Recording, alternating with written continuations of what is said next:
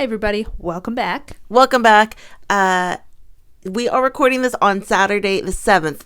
Megan Rapinoe's last NWSL home game was last night.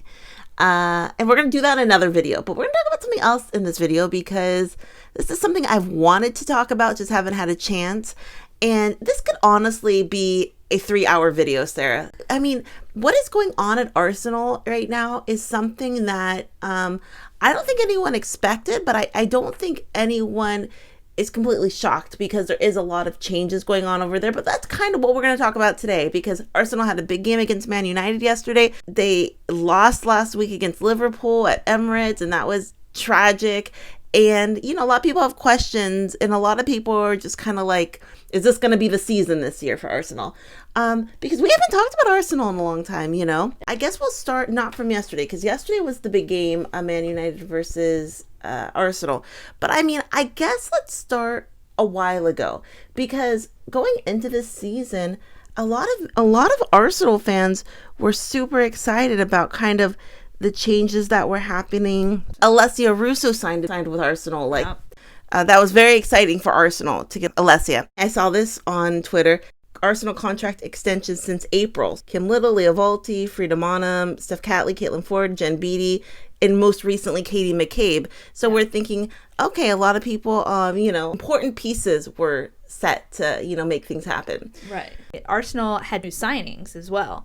They signed Swedish defender Amanda Ilestedt, Canadian forward Cloé Lacasse, and most recently as well, Arsenal signed a Women's World Cup winning Spain defender Codina from Barcelona. So there's a lot of exciting things happening over at Arsenal. Even just recently, we saw Arsenal back at Adidas HQ riding the bikes, just like we saw them last year. Falling off the bikes? No. Let's hope not. No, we're falling off the bikes.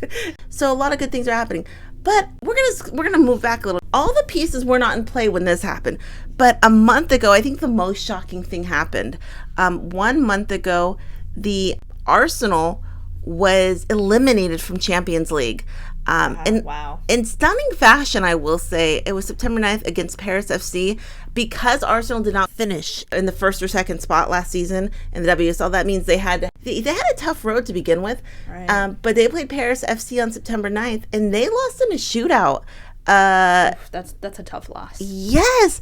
The way it even happened, this was so long ago, but the way it even happened where they didn't even score until the 80th minute into that game, and then Alessia Russo in the 116th minute scored a goal to get them to the PK shootout. I mean, that game was crazy because they were supposed to win that game, And I think at that point, people were kind of like, okay, they were optimistic, thinking, okay, because Champions League is so big. A lot of people say they play just to play Champions League. Alessia Russo specifically, she goes, I want to win Champions League. She comes over and they're already out. I mean, that's the whole season. You're out. You have to wait for the next year. That sucks. And people were giving her a hard time because she missed her PK on that game, but she scored 2 goals. They wouldn't even been to the PK without her. And then, so that was a month ago. So, I mean, that was pretty heartbreaking for Arsenal fans. But then last week, Arsenal had their opening match against Liverpool, and it was at the Emirates. 53,000 people there. It was quite the environment. And they went in that match, and everyone was pumped for the season. It was on October 1st. They went to that match thinking pretty, positively about that game. Yeah, like they have good odds, right? Yeah, they did. Against Liverpool. Liverpool's a good team. I mean, all teams are good, but we think, okay, it's not Chelsea, it's not Man United, it's not even like Aston Villa. But they go in there and they lose. They lost 1-0 against Liverpool. That's rough.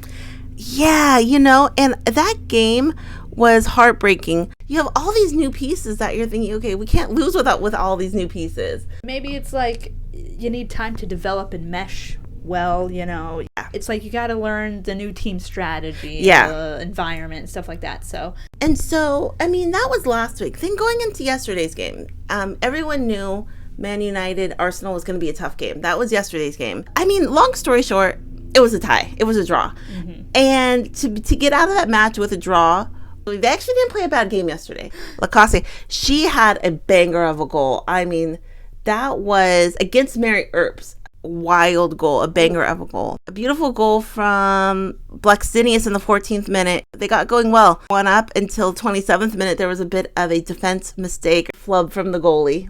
And then in the 81st minute, Man United scored in the 90th +3. So they were losing until the 90th +3 minutes. So to get out there with a draw was actually relieving at that point. I saw this comment on Twitter. It said, Chelsea already winning the league. Embarrassing to have 1 point after 2 games. Yeah, and I saw a lot of that. So not even a win yet this season.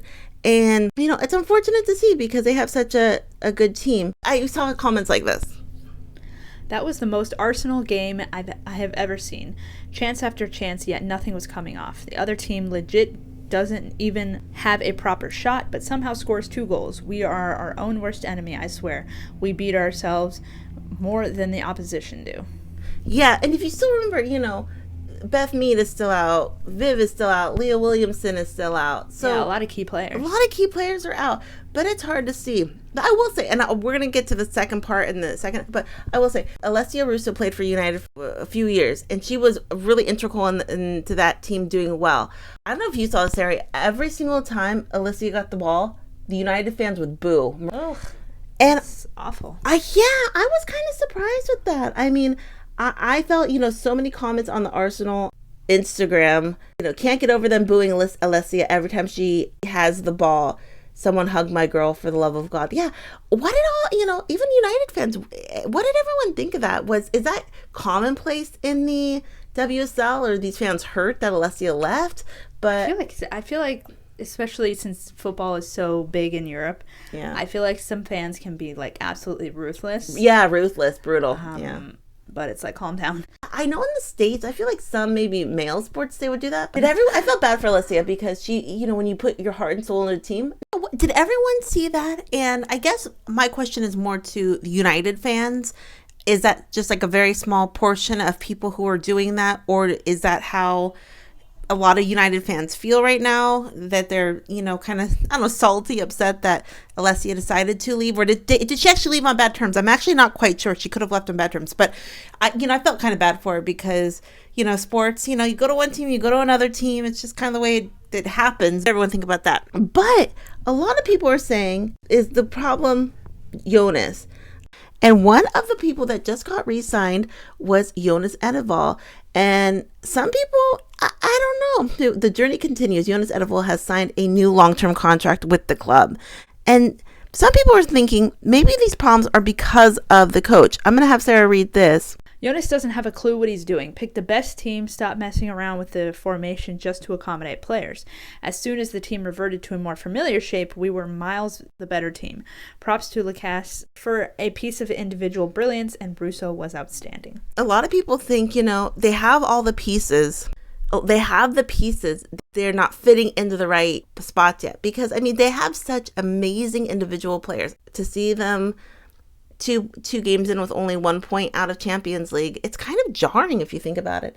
But that's what kind of where it is now. This video is not very in depth. There's not much analyzing. I'm just trying to get the feel of the Arsenal fans because, you already feel deflated going 2 games in, especially in league, wanting to take down Chelsea, also wanting to make the Champions League next year too. So, yesterday's game, are you one of those Arsenal fans that say, I don't know if Jonas is the right guy for the job? He just signed the new contract. So it's almost like Arsenal has a lot of faith in him that he is the guy, at least for the future, at least right now. Somebody in the comments said, he better come up with a new strategy quick if we want to win those trophies. And then someone goes, the way my jaw dropped, he better lead us to trophies now. And someone goes, this got to be a joke, right? And someone goes, are you serious? This is a big mistake. And this was before yesterday too. People might have a better opinion than yesterday. Those comments were written before the game yesterday. But what does everyone think? I don't know how long this video is actually going to be, but Arsenal fans, are you worried, or are you resilient? I think anytime you have a team that's your team, you just got to be resilient and hope the best. Hopefully Viv, Beth, Leah, when they come back. But they have so many outstanding pieces over there but so many other teams do too. What does everyone think? Questions, comments down below. I guess my question is, are you an Arsenal fan who's worried? Because there's a lot going on over there. Questions, comments down below. We'll talk to everyone soon. Have a great night. Bye.